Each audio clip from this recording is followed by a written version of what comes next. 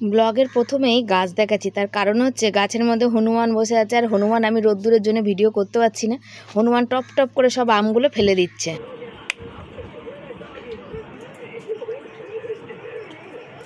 চলো বন্ধুরা, এখন বাজে বেলা 11:30। 11:30 থেকে তোমাদের সামনে চলে আসলাম। 11:30 থেকে ভিডিওটা শুরু করলাম, বুঝেছো। আর ছেলে গেছে ওখানে চান করতে, ছেলে চান করছে, আর হনুমানে আমাদের পাশের বাড়ির আম গাছে এসে ভীষণ তাণ্ডব করছে আর আম খেয়ে নিচ্ছে, বুঝেছো। তো চলো, সবাইকে শুভ সকাল। সবাই কেমন আছো? আশা করি ভালো আছো আর সুস্থ আছো, আর আমিও ভালো আছি, সুস্থ আছি। আর গরম আজকে নাজেহাল হওয়ার মতো অবস্থা, প্রচণ্ড গরম, প্রচণ্ড মারাত্মক গরম। ফোনটা এখানে রাখি, আমার এই ফোনটা না, দাঁড়াও, স্ট্যান্ড নেই তো, কোথায় রেখে ভিডিও করবো বুঝতে পারি না।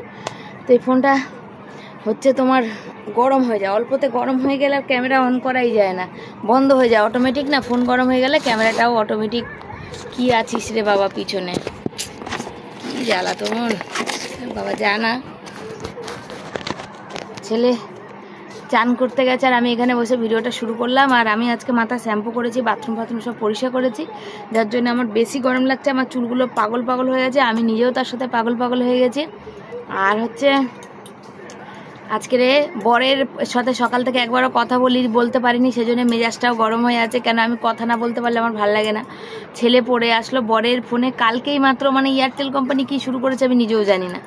আগে যেমন ফোন মানে রিচার্জ শেষ হলে 4 দিন ফোন যেত, আর এখন রিচার্জ শেষ হয়ে গেছে, পরের দিনই ফোন যাওয়া বন্ধ হয়ে গেছে। তো ছেলে চান করে আসলো, ছেলেকে পাঠাবো এখন রিচার্জ করতে। ছেলে দরজা দিল, জামা কাপড় বদলাবে, আর রিচার্জ করতে দেখি বদলাবো ছেলেকে, রিচার্জ করতে পাঠাবো। আর হচ্ছে যে অনেক এসে দিদিভাইরা কমেন্ট করেছো, তারপরে ওই দিদিভাই কমেন্ট করেছো, দিদিভাইয়ের নামটা না আমার ঠিক উচ্চারণ হয় না, ওই কি নৈতার না কি একটা নাম যেন, আমি ঠিক উচ্চারণ করতে পারি না। সত্যি কথা বলতে, যে সত্যি এক জীবনে কত কিছু দেখতে হবে। এই জীবনে সুনামি দেখলাম, এই জীবনে ভূমিকম্প দেখলাম, এই জীবনে লকডাউন দেখলাম, এই জীবনে যুদ্ধ দেখছি, মানে একটা বিশ্ব, মানে এটা বিশাল ব্যাপার। রোজ কিছু না কিছু আপডেট আসছে, আজ এই হচ্ছে, কাল সেই হচ্ছে। মানে দূরে আছি, করোনা, ওই তো বললাম লকডাউন দেখলাম, একই তো কথা, করোনা। আর দূরে আছি ঠিকই কথা, কিন্তু তা হলেও আমাদের মতো মানুষদের মাথায় তো চিন্তা ঘুরপাক খায় না। আমাদের তো আর ব্যাংক ব্যালেন্স নেই যে কিছু হলেও, মানে দাম দিয়ে, লোকে বলে দাম দিয়ে হলেও যুদ্ধের সময় খাবার পাওয়া যায় না, কিন্তু দাম দিয়ে হলেও তো অল্প খেতে পারবে। আর আমাদের তো সেইটাও জুটবে না, কেন আমাদের দাম দিতেও পারবো না, অল্প খেতেও পারবো না। কি অবস্থা হবে বলো তো আমাদের। তো সে হচ্ছে ব্যাপার। আর আজকে কি রান্না করব, কালকে একটু মাছের তেলের তরকারি আছে, একটু লাউয়ের তরকারি আছে, আর ডিম আছে 2টো ফাটা ডিম। তো ভাবছি ডিমের ভুজিয়া করব বা অমলেট করব। আর তার সাথে পটল ভিজিয়েছি, সেই পটলের দেখাই তোমার, পটল রেখেছি, ওই দেখো পটলটা। দরজা খোলো, প্রচুর গরম, আচারটা রোদ্দুরে দাও। ওই যে পটলটা হচ্ছে ভিজিয়ে রেখেছি, ওই পটলটার তরকারি করব। কড়াইগুলো দেখতে পাচ্ছ এখানে রেখেছি গ্যাসের উপরে, কড়াই হচ্ছে মাজবো। তরকারি গরম করলাম, 2টো কড়াইতে কালকে গরম করেছিলাম, আর ভালো লাগছিল না গরমে, সেই জন্য। ওইদিকে রিচার্জ করতে যাবো বাবা, তো এই যে ছেলেকে পাঠাই রিচার্জ করতে। আর পয়সা নিজে ডাক্তার কালকে রাতে কতগুলোটা ওষুধ আনলাম, বাকিগুলো বাকি। তো ওই ওষুধটা আবার রিপিট করতে বলেছে, দেখা যাক কী হয়, খেয়ে দে কতদিনে কি করি। ঠিক তো সমস্যাটা তো মিটছেই না, সমস্যা ঠিকই হচ্ছে না, বুঝেছো, বাড়ছে বই কি কমছে না। তো দেখা যাক কি হয়, চলো সত্যি থাকো, পরে আবার আসবো। মুছে বাসন টাসন মেজে চলে এসেছি। তো এখনো খাইনি, একটুখানি খেয়েছি শুধু। তো ভাবি ওষুধটা আগে খেয়ে নিই, জানো এই ওষুধগুলো শেষ হয়ে গেছে, ফেলে দিতে হবে।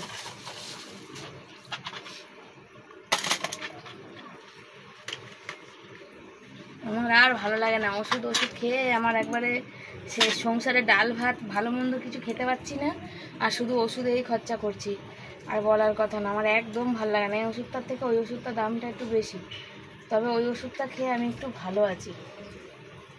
ভালো আছি বলতে, যে শরীরে যে দুর্বল ক্লান্তি ছিল কালকে বললাম, তো বলছে ওটা ভালো লাগলে আরও 2-1 পাতা তুমি খেতে পারো, ওটা শরীরের পক্ষে ভালো।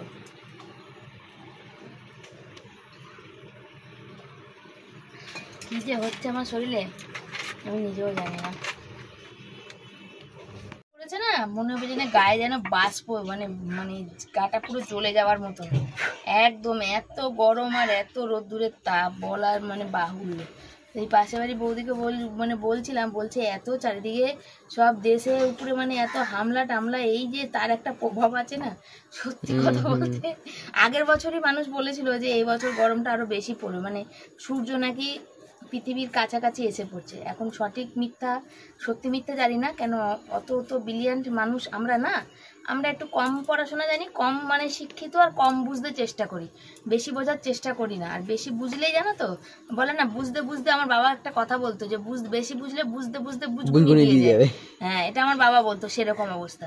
যারা একদম জানে না তারা আবার একটু মাত্রা ছাড়িয়ে বোঝে, আমরা যেমন যারা একটু আধটু জানি তারা আবার বেশি বুঝতে গেলে আবার সে লিমিট ছাড়িয়ে চলে যাবে।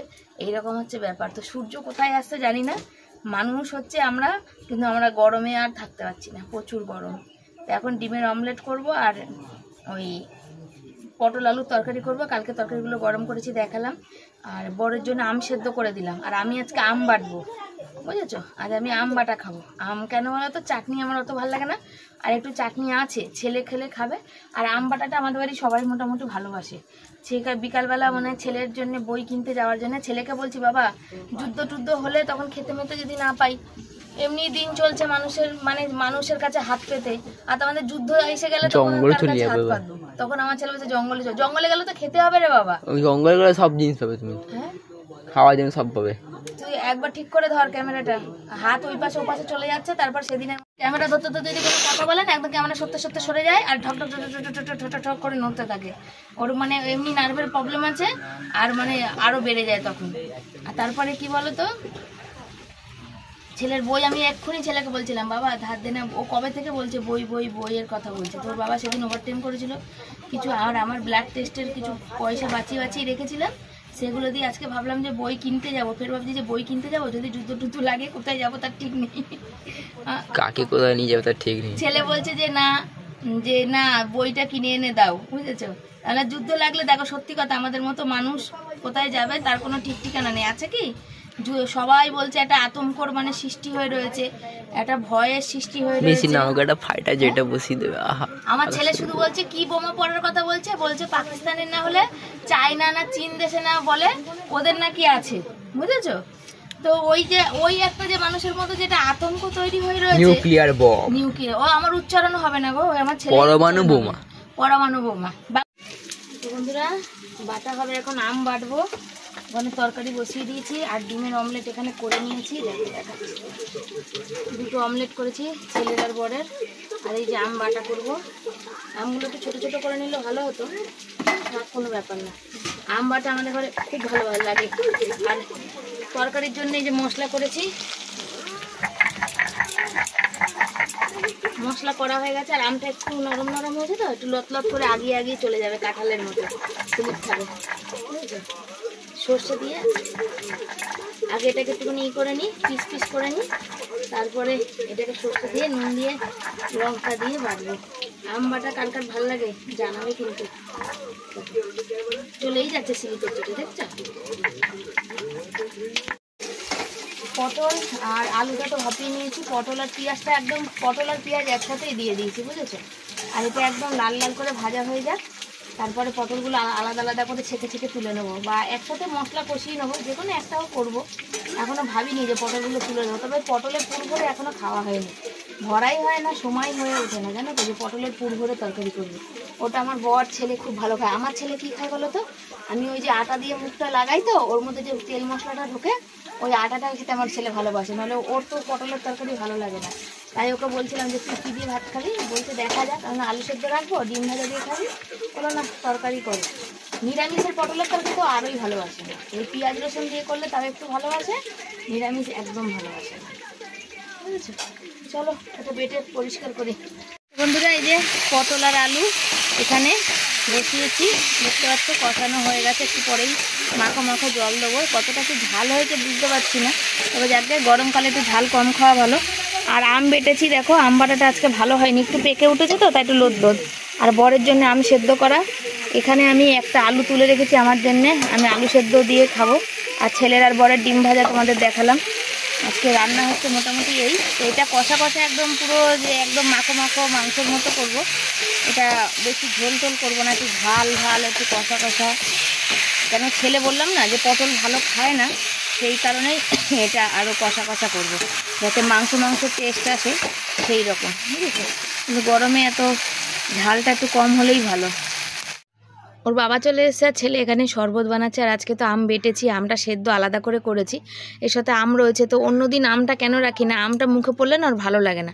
আমি আমার বাটিতে একটু মুড়ি নিয়ে নিয়েছিলাম, কিন্তু মুড়িটা দুঃখের বিষয় আর খাওয়া হলো না। মানে খাবো কি খাবো না ভাবলাম বর একটু দেরি করে আসবে, তো আজকে তাড়াতাড়ি চলে এসছে, বুঝতে পেরেছো? তো ছেলে এখানে শরবত করছে, ছেলে বর খাবে। আর ছেলে ওর বাবাকে বলছে যে বাবা আমার বই দুটো কিনে দাও না, বই দুটো আমার খুব লাগবে। তো বই দুটো কিনে দেবো ভাবছি। আর এখানে বরকে বলে মানে একটা কথা বলছিলাম, যে মানে একটা গান করছিলাম আর বলছিলাম, মানে গান দেখাচ্ছিলাম। ছেলেকে বললাম বাবা একটু ক্যামেরা কর, আমি দেখ গান করছি। তা ছেলে আর বর দুজনেই হাসছে। আচ্ছা, যখন আমাদের পরিবারে হয় না যে একটা টেনশন ব্যাপার হয়, তখন আমি এরকম করি। ওই টিপি টিপি বর্ষা গানটা এখানে করছিলাম তখন, যাতে সবাই একটু মানে হাসি খুশি থাকতে পারে, একটু আনন্দে থাকতে পারে। তার কারণ বই দুটো এই মুহূর্তে কিনতে গেলে আমি কিছু পয়সা ধার করতে হবে, সামনে মেলা। তো ছেলে মেলাতেও যায়নি, নিয়ে যেতে পারেনি, আর বলেও নি যে মা মেলায় যাব। বললাম না যে আমার ছেলে অনেক বুঝদার, অনেক বোঝে। তারপরে আমি বললাম কি তাহলে ওর জন্য 1 গ্লাস জল ঢেলে দাও, আমি ওকে তাহলে ভাত খাইয়ে দিই। ওকে ওর ভাতটা খাওয়া হয়ে গেলে তারপরে আমি আর তুমি একসাথে খেয়ে নেবো। তো বর বললো ঠিক আছে। তো গ্লাসের ভিতর কী যেন একটা মানে ছিল আর কি, জানো তো, ঝুড়ির মধ্যে চকির তলে থাকে তো, অনেক সময় ধুলো টুলো পড়ে। না জল নাও, জলটা নিয়ে এই জলটা দিয়ে ধোও। তো এই জলটা দিয়ে ধুতে লেগেছে। মানে তুই চিন্তা করিস না, বিকালবেলা টাকার জোগাড় করে আমি তোর জন্য নাহলে বই কিনে এনে দেবো, আজকেই এনে দেবো। তো যেহেতু করতে পারছে না কম্পিউটারটা, ওর মেন সাবজেক্ট কম্পিউটারটাই করতে পারছে না, তারপরে ইংলিশটা দরকার, সেই ইংলিশটাও না। আর সবার মাঝখানে পড়তে গেলে তখন যদি তুমি দিতে না পারো তাহলে মানে কেমন একটা লাগে, সেটাও আমি বুঝি, জানো তো। টিপ যতই পড়ো না কেন, টিপ ঠিক খুলে উঠে পালিয়ে যায়, বুঝেছো? আর রান্না বান্না শেষ হয়ে গেছে, 3টে বাজে। আজকে বর এসে গেছে তাড়াতাড়ি, এই 2:30টায় চলে এসছে। আর এই যে এখানে ভাত জোড়া দিয়েছি আর ঝাঁঝরি চাপা দিয়েছি, যাতে কিছু না পড়ে উপর দিয়ে। তরকারিও ঠান্ডা করতে দিয়েছি। আর বর আজকে বসে গেছে ওইখানে, ওই যে চান করতে, দেখতে পাচ্ছ? আজ আর বাথরুম যায়নি, তাই জন্য চান করতে বসে গেছে। যাবে না? যাবে না, বাথরুম বলছে। আর আচারটা তুলবো, আজকে আমি আচারের তেল দিয়ে একটু ভাত খাবো। আর টিপ যতবারই পড়ছি তিটি ঘামেতে না, আজকে গরমটা বেশি। আর যে গরমটা হচ্ছে না, পুরো গাটা শরীরটা জ্বলে মানে জ্বালিয়ে দেওয়ার মতো গরম আছে, বুঝেছো? প্রচণ্ড মানে এত গরম মানে বলার কথা না। পুরো শরীরটা মনে হয় জানি ঝরঝর করে মনে জ্বলে যাচ্ছে না, এরকম মনে হচ্ছে। যতবার মনে হয় জল আসবে, চান করতে পারলে ভালো। বরকে 2টো বস্তা আনতে বলেছিলাম, এই যে বর্ষা এসে যাবে তো এগুলোতে লাগানোর জন্য, ঘরের ভিতরে জল ঢুকে যাবে। তো বস্তাটা যে টালির উপর রয়েছে, 2 দিন ধরে বস্তাটা ধোবো করছি, আর ধুয়ে ওঠাই হচ্ছে না, বুঝেছো? তো দেখা যাক। একটুখানি সিমেন্ট বালি আনতে বলেছিলাম গো এই সামনেটার জন্যে। এই জায়গাটা দেখো কি অবস্থা, দেখতে পাচ্ছেন? এই জায়গাটা বড় আছে, ব্যাগ তোলেনি, নিয়ে যাবে, আমি তুলে দিই। এই জায়গাটা পুরো যাতা অবস্থা। ওখানটা একটু সিমেন্ট বালি ওই কাজের ওখান থেকে বলেছিলাম চেয়ে একটু অল্প করে নিয়ে আসতে, তো সেই জন্য আর আনেনি বর। আর চকিটা আমাদের যাতা অবস্থা হয়ে গেছে। তো আমাদের এখানে তো এত গরম পড়েছে, গরমে আমাদের এই নাজেহাল অবস্থা। তোমাদের ওখানে কেমন গরম পড়েছে গো? এই আমার মতনই অবস্থা নাকি ভালো অবস্থা একটুখানি জানিও তো। আমার তো মানে প্রচণ্ড গরম আর কষ্ট হচ্ছে, বলার কথা না। তো চলো একটু পাখার তলায় বসে নিই। বন্ধুরা এই যে খাবার দাবার, এই যে দেখতে পাচ্ছ, সাদা ভাত, তার সাথে এখানে ডিমের অমলেট আর পটল আলুর তরকারি, তার সাথে এই যে মাছের তেল কালকের, আর এই লাউয়ের তরকারি, আর এখানে এই যে আম বাটা আছে। আর ছেলের জন্য একটু চাটনি আছে কালকেকার। ছেলে খেলে ভালো, না খেলে আম বাটা খাবে, অন্য কেউ খেয়ে নেবে। অল্প একটু চাটনি আছে ছেলের জন্য রয়েছে, কেন ছেলে আম বাটাটা আবার এটা দুটোই একসাথে খেতে চায়। আর বর হচ্ছে ভাতটা নিয়ে, এই যে হাত দেখো, হাতটা দেখাও, এই যে বর ভাত নিয়ে খেতে বসে যাও। যে একটু ভিডিও তুলবো না, দাঁড়াও একটু, একটা ফোন এসে গেছিলো আসল কথা। তো এই যে হচ্ছে বরমশাই, দেখো ওদিকে তাকিয়ে আছে, টিভিতে দেখতে পাচ্ছে না। নিয়ে নাও হয়ে গেছে, তা নিয়ে নাও থালাটা নিয়ে নাও। তো চলো তো খাওয়া দাওয়া শুরু করে দিই। আচ্ছা ছেলেকে খাইয়ে দিতে হবে বাবা, হ্যাঁ খাইয়ে দিতে হবে। দেখো এই মুখটা তোমরা চিনে রাখো, এত বড় ছেলে খাইয়ে দিতে কথা বলে, মুখটা দেখো, দেখতে পাচ্ছ? তো চলো ওকে খাইয়ে দিই। আমি আর বর এখানে খেতে বসেছি। তো এত গরম, আমার ভাত খাওয়ার একটু ইচ্ছা করছিল না, জানো তো। তারপরে বর বললো না খেলে শরীর খারাপ। তো আমার মুখ চোখের অবস্থা দেখো, যে দেখে মনে হচ্ছে যেন মানে জোর জবরদস্তি কেউ কোনো কাজ করালে যেমন হয় তেমন যেন মনে হচ্ছে, তাই না? তো বর বললো তুমি তো বললে বই আজকে এনে দেবে, তাহলে কি করবে? আমরা দেখছি, ঠিক আছে, কোনো একটা ব্যবস্থা তো করতেই হবে, ব্যবস্থা ছাড়া তো হবে না। আর টিভিতে একটা সুন্দর একটা কার্টুন চলছিল। তো আমরা সবাই মানে আমাদের পরিবারে মোটামুটি আমরা সবাই কার্টুন দেখি আর কি, এই সব সিরিয়াল টিরিয়াল দেখি না, ওইসব হিংসা ওইসব দেখিই না। তো চারিদিকে তো আবার যা চলছে সেটাও তো হিংসার ব্যাপার। শুভ সন্ধ্যা সবাইকে, সবাই কেমন আছো? আশা করি ভালো আছো, সুস্থ আছো। আমিও ভালো আছি, সুস্থ আছি তোমাদের ভালোবাসায়। আর সকালবেলা গুড মর্নিং হয়েছে, আর বলেছিলাম যে আজকে ছেলের বই আনতে যাবো। দেখো জল মুখে দিয়ে পড়ছে, আম দেখে পড়ছে না, জলটা খেলাম তাই পড়ছে। আর এই যে বর এসে গেছে, আমার মাকে ফোন করলাম, বোকার মতো আছে। তো আমার মাকে ফোন করলাম, তারপরে শ্বশুরবাড়িতে ফোন করলাম, তারপর রেডি হলাম।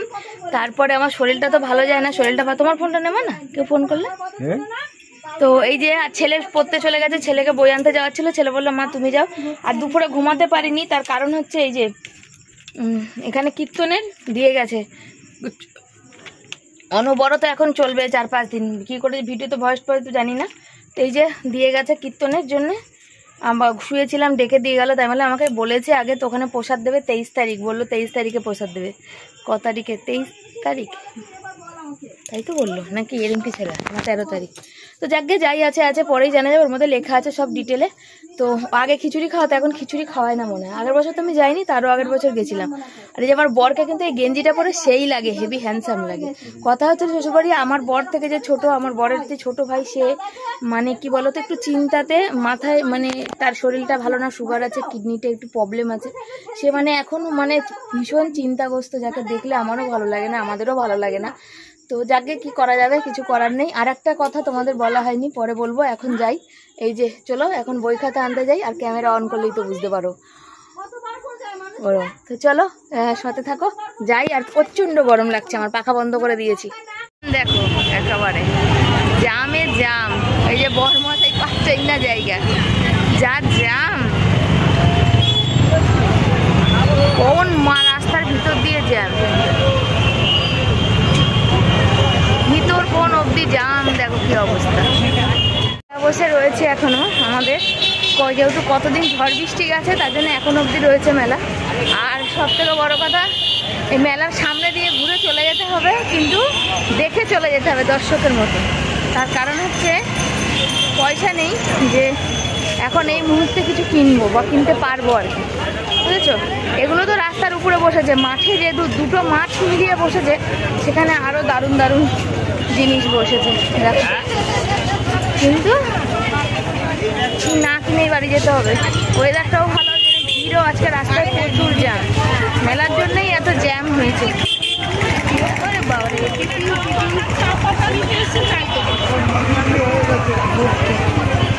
নাইটি, চুড়িদার, সব নানা রকমের ভ্যারাইটি। ও আজকে লাস্ট মেলা মনে হয়, ওই জন্যে। ও চলো পরে দেখা হবে। বই নেওয়া হয়েছে, আর পলি ব্যাগ বন্ধ। এই যে দুটো বই নিলাম, একটা কম্পিউটার সায়েন্স, একটা হচ্ছে ইংলিশ রাফ অ্যান্ড ডার্ট নিলাম। কোশ্চেন ব্যাংক ওটা নিলাম, কোশ্চেন ব্যাংক না হলে হচ্ছিল না, তাই জন্য স্যার বলছিল কবে দিয়ে। এখন ধার হোক দেনা হোক, ছেলের বই দরকার, সে তো করতেই হবে, তাই না। আর ওই যে দাদার দোকানে বই নিতে এসেছি, সেই দাদার বাড়িতে আমার বর কাজ করে, ওই জন্য একটু আমাদের ডিসকাউন্টটাও একটু বেশি দেয় আসলে, সেই জন্য আসি। 10 টাকা 20 টাকা বাঁচলেও তো বাঁচবে, তাই না। এবার এখানে এসেছি, সেই যে বড় ঠাকুর মানে বড় মানে ঠাকুর তোমাদের দেখিয়েছিলাম, সেই মেলা দুদিকের মাঠ ভর্তি, সামনে অফুরন্ত ভিড়। আর মেলার সামনে দিয়ে ঘুরে চলে যেতে হবে, কিছু নিতে পারবো না। তবে গুড় কাঠি আমি ভালো খাই, 70 টাকা 30 টাকা ফিরেছে, সেই 30 টাকা দিয়ে দেখি কটা পাই, সে গুড় কাঠি নিয়ে যাব। কি কপাল বলো, পয়সার জন্য মেলার সামনে দিয়ে ঘুরে চলে যাচ্ছি। আমাদের এই এলাকার সমস্ত মানুষ এই মেলায় মানে কেউ বাদ যায় না, রোজ আসে। 15 দিন হলে 15 দিনই রোজ আসে। কিন্তু আমাদের চলে এসছি, আর পয়সা ফিরেছিল 30 টাকা, তার 20 টাকার 100 কাঠি, মানে এই যে গুড় কাঠি এনেছি। মেলার কাছে তো যেতে পারলাম না, বছর মেলায় যেতে পারিনি। ছেলে বলছিল আজকে শুক্রবার, আজকে লাস্ট। আমি বললাম না, মনে হয় রবিবার লাস্ট, রবিবার একটা নেবে। আর গুড় কাঠি আমি ভাগে পেয়েছি মাত্র 3টে। বর কাটা খেয়ে যায়, ছেলে কটা খেয়ে যায়। আমি বললাম ভিডিও করবো, একটুখানি খাবো, তখন শেষ, আর কিছু নাই। ওই যে চোখে পরিষ্কার, দেখো ছোঁয়া ওই যে ফেলে দিয়েছে, বর দেখাই। 100 আর কটা হয়, 100 গ্রাম। আজ ইউটিউবে লাইভ করতে পারিনি, বই আনতে গেছি, যা ভিড় বলার কথা না, ভিড়ে পুরো পাগল করে দিতে। চলো পরে আসছি, বইগুলো তোমাদের তো দেখালাম, পরে আসছি আবার। আমার ছেলে যেই স্যারের কাছে আঁকা করতো সেই স্যার দেখো কতগুলো আম দিয়ে পাঠিয়ে, তাদের এই যে বলে না মুখটা লাল আর নিচটা সবুজ, জানো তো। তো এই আমগুলো, তবে আমগুলো কি বলো গাছ থেকে পড়েছে তো ফাটা, মানে কিছুটা ফেটেছে কিছুটা গোটা, সেরকম আম। তো এখানে বেছে নিচ্ছি যেগুলো একটু ভালো সেগুলো রেখে দিয়ে, যেগুলো একটু ফাটা কেটে কুটে আজকে খেয়ে নেবো। তো বরকে বললাম যে এগুলো তো অনেকটাই ফাটা, তো বর বললো যতটা পারবে নাও, যেগুলো খেতে পারবে সেগুলো নাও, নাহলে নিতে হবে না। ওই আকার স্যার তো আবার আম খেতে পারে না জানো, তার কারণ কি ওনার একটু ওই ক্যান্সার হয়েছিল তো সেই জন্য। তবে আমার বরকে বা আমার ছেলেকে ভীষণ ভালোবাসে, আমার বরকে এতটাই ভালোবাসে বলার কথা না। দাদা দাদা বলে, মানে আমাদের থেকে অনেক বড়, তবু আমার বরকে দাদাই বলে ডাকে। তো চলো আমরা খাওয়া দাওয়া করবো, আটা মাখবো, রুটি খাওয়া দাওয়া করে চলে এসেছি। আর এখানে দেখো এই যে ওড়নাটা নিলাম, অনেকে ওড়না ছাড়া ভিডিও করে, আমার কিন্তু ভালো লাগে না, আমি যখনই করি তখনই খুব কম হয়তো ভুলে মানে হয়ে যায় আর কি, তাড়াতাড়ি থাকলে। এই যে ওষুধ খাচ্ছি, ওষুধ খেয়ে নিচ্ছি। তো চলো বন্ধুরা, আজ ওষুধ খেয়ে এই অবধি থাক, আবার পরের দিন আসবো নতুন একটা ভিডিওর সাথে। সবাই পাশে থেকো, সাথে থেকো, tata bye bye, good night. আর যত ওষুধ খাচ্ছি শরীরটা ভালো হচ্ছে না, দেখি এই ডাক্তারটা পাল্টে আবার অন্য কোনো ডাক্তারের কাছে যাবো, বুঝেছো।